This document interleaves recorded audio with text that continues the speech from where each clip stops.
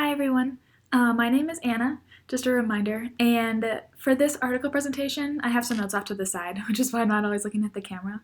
And for my article, I chose to do it on an article that I found called Burnout as an Ethical Issue in Psychology.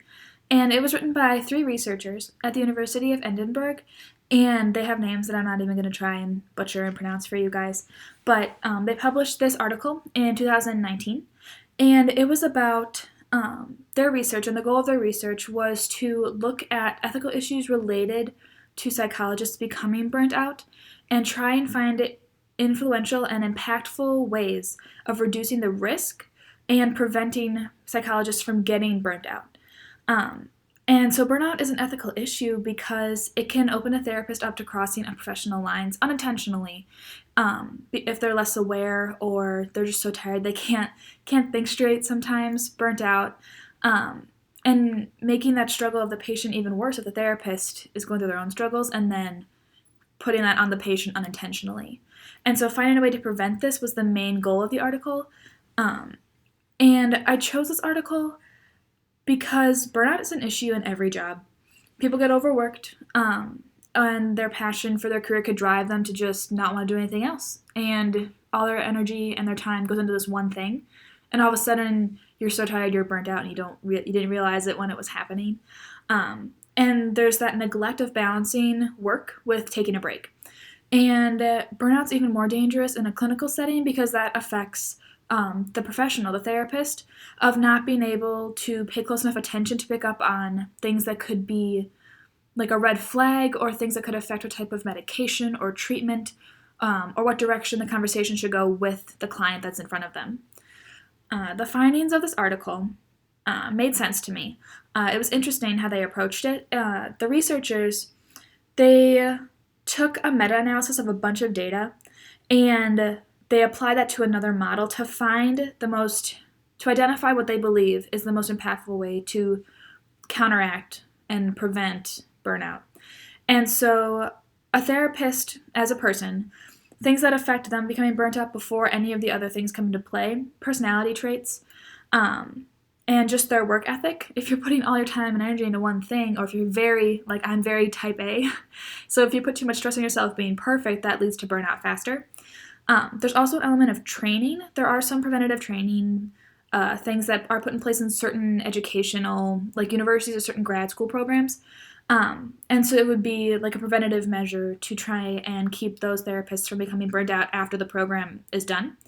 And so this study found that responsive training was one of the best ways to combine the healthy coping mechanisms and those techniques along with a supervision piece. So in the training, the therapists would learn the coping mechanisms, and then in practice, when they would be meeting with a client early on in their career, someone who has years of experience in the field or whoever their superior would be reporting in that job would be supervising them to make sure that there were no red flags of that new therapist becoming burnt out quickly, or if there was something that was cause for concern aside from that. And so then they would learn new techniques or reinforce what was already trained into that therapist. So I mentioned earlier that it was a bunch of data in a meta-analysis format that was then compared to a different model. And it was called the 5P model of how to maintain self-care and ethical practice as a therapist. And so it had 5 rings. And the first ring was the psychotherapist self-care. And then it grew to preventative training. And then professional advocacy, and peer and collegial community, and then person-centered workplace. And so the rings get bigger and bigger as they include more and more people. But it was all the different levels of where these mechanisms should be put into place to keep a therapist from becoming burnt out and being able to cope with their own busy routine, and then also not becoming too affected by the psychological distress of their clients. So based on the definitions of validity and reliability in this course, this article seemed valid because the research did in fact offer an answer to preventing burnout and heavily reducing the ethical risk associated with it. So it measured what it was supposed to, which makes it valid. And it was reliable because it can be replicated, even though all of those coping things and the different personality traits is based on individual person. The initial trainings and screeners to identify what those coping mechanisms should be, those can be replicated from each person, from therapist to therapist.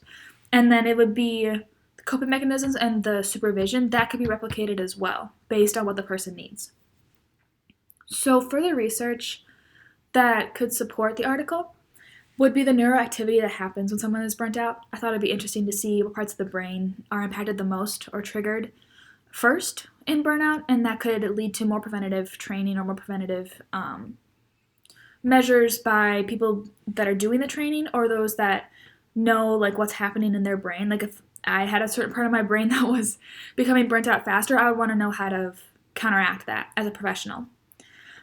So overall, something I learned from this article was that since we're all going into fields where we are helping people every day and talking to them about like their struggles and the hard things that are going on in their life, it can be easy to neglect our own well-being because it may seem that like whatever little problems I have going on in my life are not as bad as what my client is struggling with.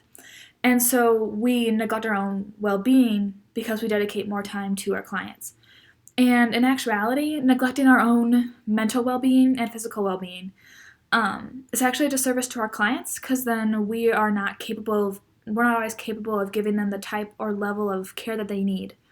And so taking care of ourselves is a big part of being able to take care of other people.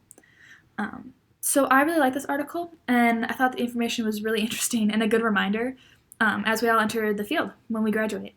So that's all I have. Thank you for listening.